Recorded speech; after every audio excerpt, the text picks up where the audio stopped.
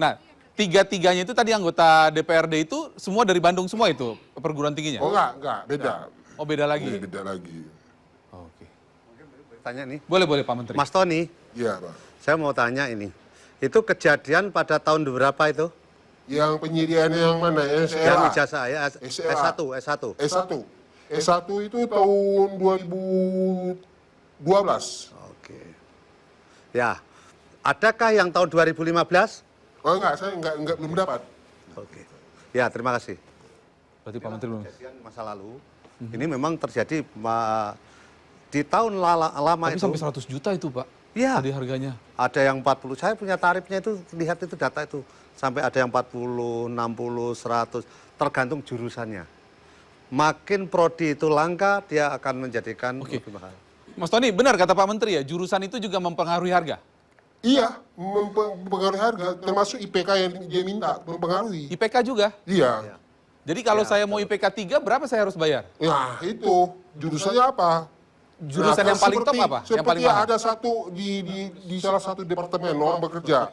Dia kebetulan juga memang udah menguasai bidang pekerjaannya yang meminta strata S2-nya itu sesuai dengan bidang pekerjaannya. Ya udah, dia minta IPK-nya tinggi, kita kasih.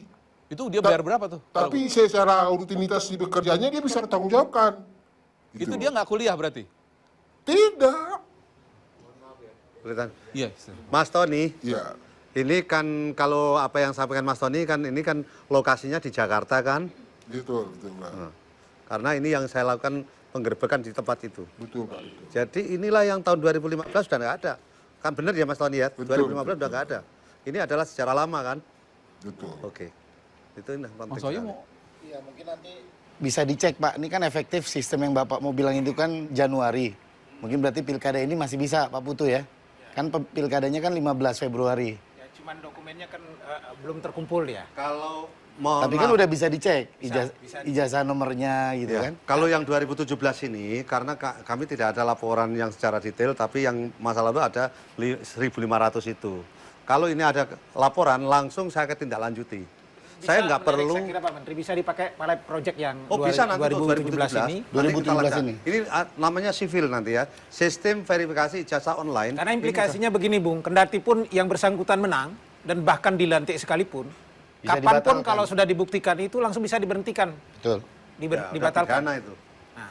Jadi, kalau dia menggunakan ijazah palsu Kalau itu. ijazah palsu karena itu modus di lapangan sekarang yang kita tangkap hari ini untuk 2015 dan 2017 karena sudah makin kementerian makin create, KPU juga mulai ada kerjasama yang makin kencang, maka beberapa sebetulnya fenomenanya di pemilu legislatif dan anggota kepala daerah itu begini, yang lebih banyak bermasalah itu di S1 S2 hanya karena soal gengsi, prestise begitu ya, dia kadang-kadang perlu S1 perlu S2 dengan jalan yang tidak benar.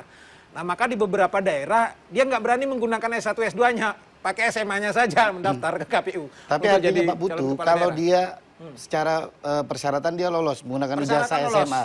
Tetapi kalau dia terbukti menggunakan ijazah Dan punya ijazah palsu, dan kena. punya, Tetap itu kena. tetap harus diproses. Tetap Problemnya kena. sekarang adalah seberapa kuat penegakan hukum kita Ya. untuk memproses si pengguna ijazah palsu tadi. Apalagi kalau dia sudah terpilih menjadi kepala daerah, Ya, betul. yang notabene sudah punya kekuasaan, sudah bisa berkoordinasi Makanya ini dan yang sangat seterusnya. penting adalah saya pengennya adalah pada penegakan hukum. Undang-Undang 12 2012 tentang pendidikan tinggi itu jelas.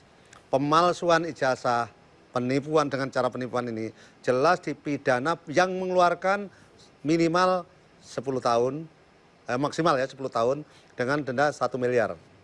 Atau yang memegang ijazah maksimal 5 tahun dengan denda maksimal 500 juta. Ini artinya apa? Saya pengen itu jalan ketegakan. Bagi kami bukan tugas saya. Tugas saya adalah mengungkap ijazah ini palsu. Setelah palsu harus ditindaklanjuti. Saya pengennya begitu aja.